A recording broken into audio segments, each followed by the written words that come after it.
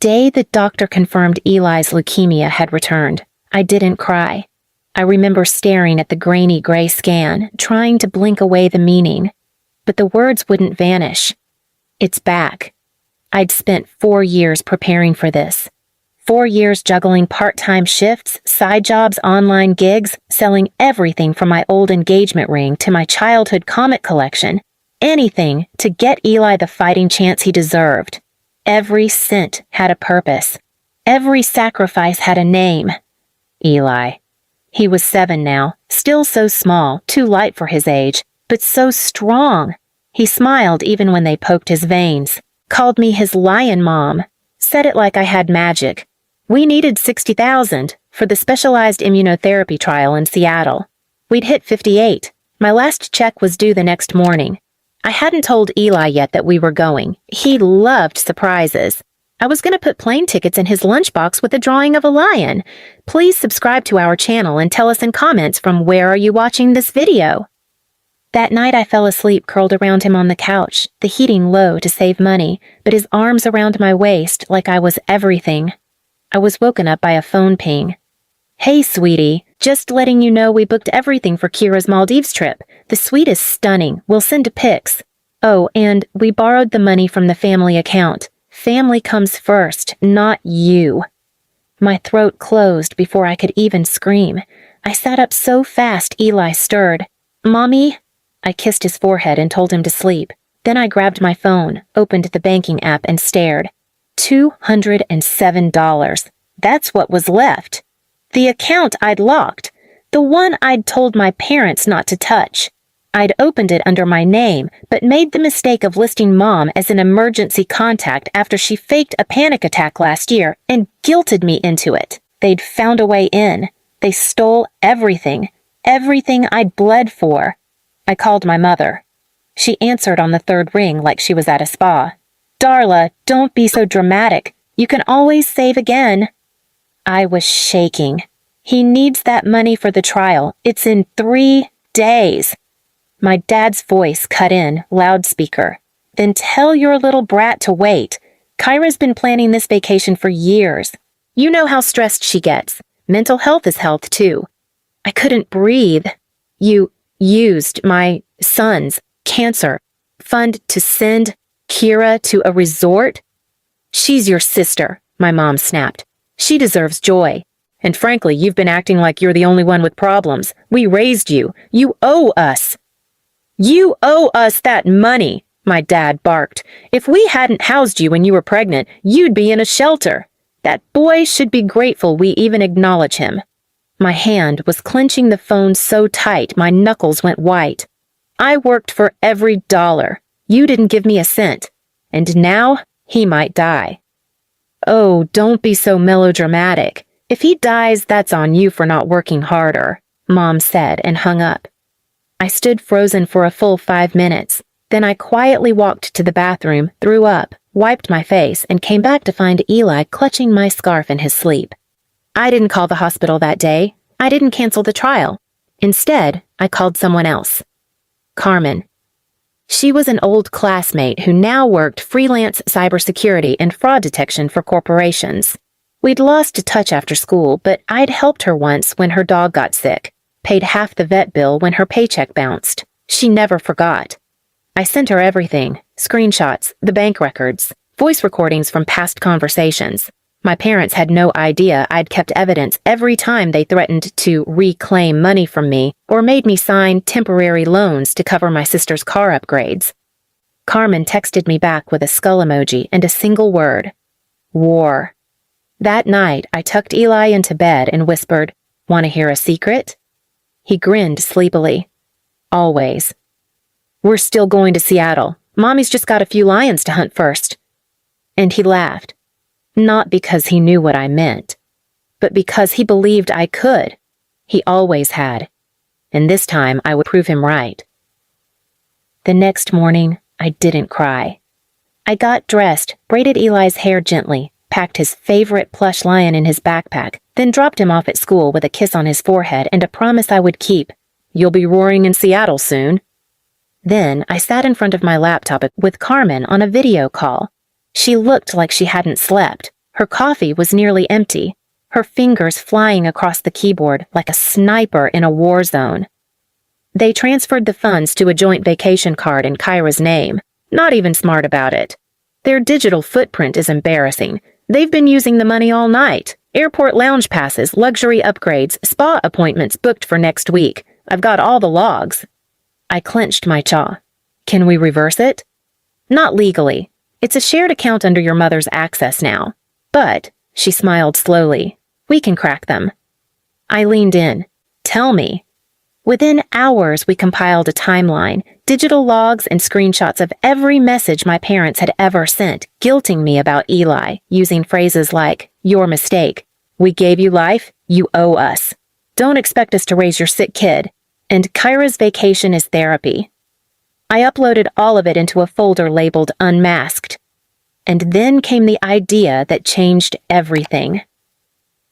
I remembered my mom's Facebook addiction, how she curated her online life like she was the queen of suburbia, always posting pictures of her loving family, always tagging Kyra with captions like, my two angels wouldn't be here without them. I knew exactly what image they were desperate to maintain, which meant I knew where to strike. So I crafted a single message and sent it to the group chat titled Family Only.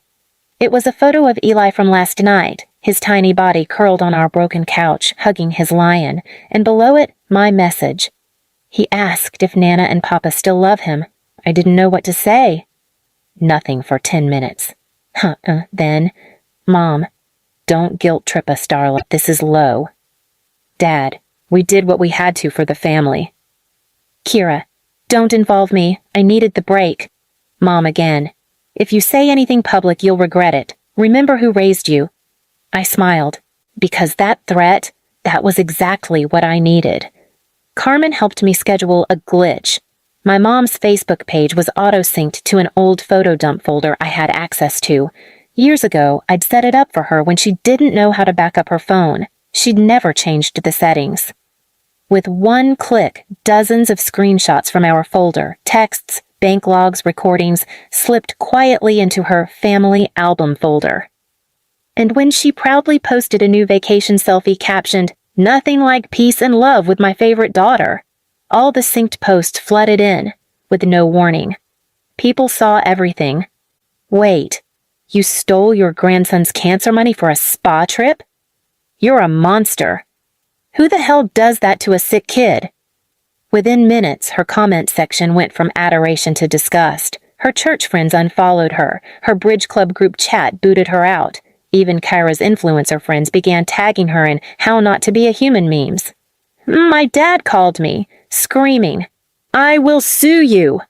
I put him on speaker and said nothing. Just let Eli's quiet coughing fill the background. Then I hung up. Later that day, Carmen called me again. They're panicking, trying to delete everything, but the posts are already out there. Screenshotted, saved, shared.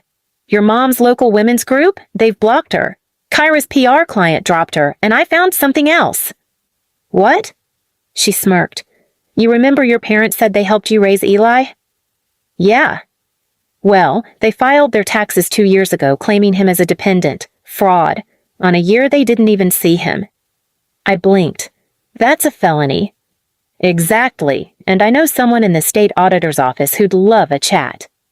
I didn't report them. Not yet. Because sometimes silence is sharper. That night, as I held Eli while he slept, I got a ping.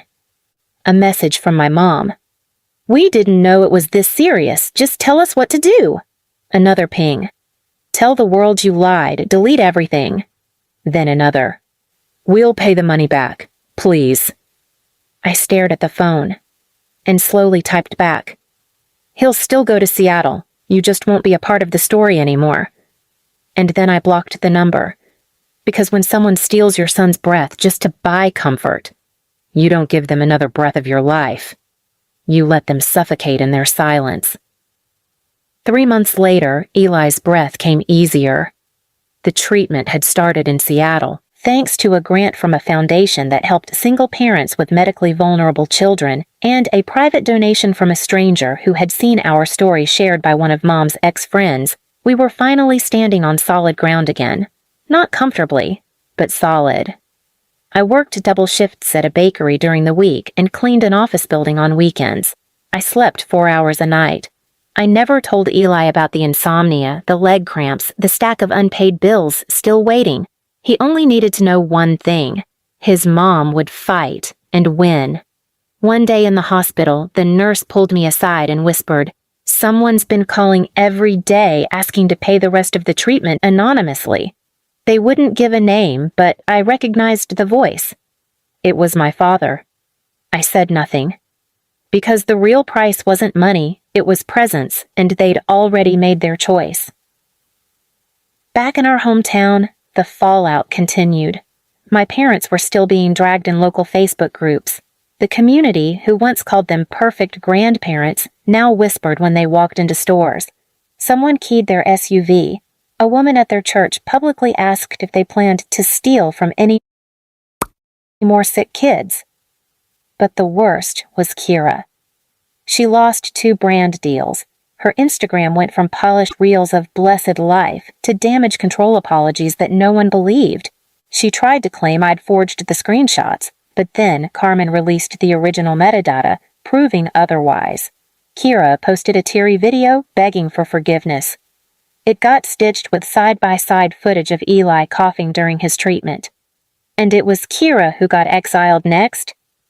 She messaged me once, just once. I didn't know they'd drain all of it. I thought they'd leave some. I didn't reply. Because some doesn't keep a child alive. Some doesn't cover radiation. Some doesn't stop cancer. Weeks later, I got a letter in the mail. No return address, but I knew the handwriting. It was Mom's. Inside was a folded picture of her and Dad from before it, all standing in front of their house, smiling. On the back, in smudged ink, she'd written, "We thought we could buy our way back in. Turns out we were never invited again. You win." That was the first time I laughed in months, because this wasn't about winning. It was about showing them that taking my silence for weakness was their final mistake. I had always been quiet, the one who cleaned the dishes at family events while Kira posed for pictures, the one who apologized for her child's presence, the one who handed over my last $5 because Mom said, "You'll always have less, you should be used to it." But now, I wasn't quiet. I wasn't small. And I definitely wasn't theirs. Eli and I moved to a smaller apartment near the water. He made friends. He ran faster. He laughed harder. One evening while he was asleep, I opened an old shared photo folder from my family. It was still active, still connected to my mom's cloud. Dozens of images loaded slowly. Family dinners I hadn't been invited to. Christmases where my name wasn't mentioned. Baby showers I wasn't even told about. But in the newest album titled Memories We Keep, there was a blank space, a photo slot where someone had tried to drag in a picture and then deleted it. Its label read, "Darla Eli 2020 before she vanished." I closed the folder. Because we hadn't vanished. We'd just stopped waiting to be seen. And while they clung to photos, memories, and the guilt that grew heavier with each passing day, we lived. In light. In freedom. In truth. And in a world where no one ever again told my son he was less than family. Because now, we were our own family. And this time, no one was stealing from it. Not ever again. Please subscribe to our channel and tell us in comments from where are you watching this